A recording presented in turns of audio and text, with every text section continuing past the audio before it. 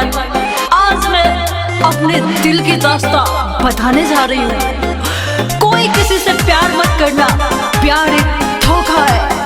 आज मेरा दिल टूटा है, इसी की खुशी में हम पिएंगे, नाचेंगे, झूमेंगे। अरे ओ बेवफा सुन, रोवता ने जितना तू रोवा, आइब ना लौट के तू हमें जो हवा। अच्छा ना कहला, रोवता ने जितना तू रोवा, आइब ना लौट के तू हमें जो हवा। कहीं हम वफा तो कहला बेवफाई, तू दिहला हमरो तू दिल, तोहरो कोनो तुर जाई। तुर दिहला हमरो तू दिल, तोहरो कोनो तुर जाई। आज मुझे जितना रुलाए हो सबका हिसाब देना पड़ेगा।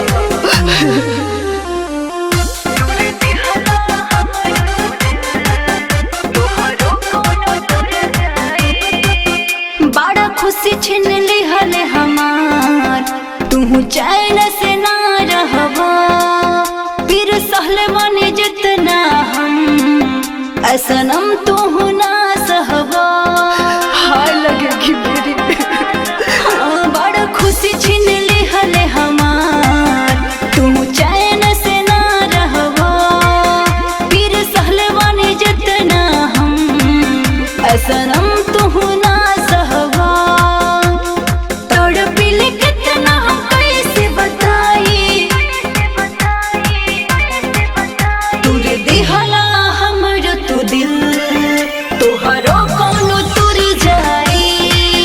तुर दिहला हमरो तू दिल, तोहरो कोनो तुर जाई। जब तुम्हें एहसास होगा अपनी गलती का, तब मैं पास नहीं रहूंगी, तुम बहुत पछताओगे। You are bad.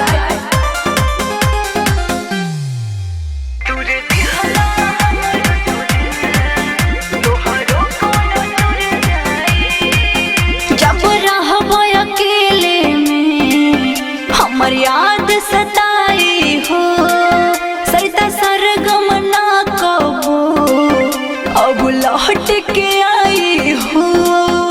मैं जा रही हूँ, कभी नहीं आऊंगी।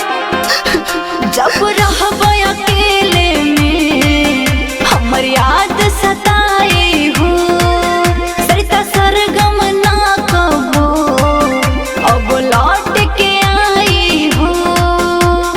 राहुल रसिक तब तोहरा बुझाए,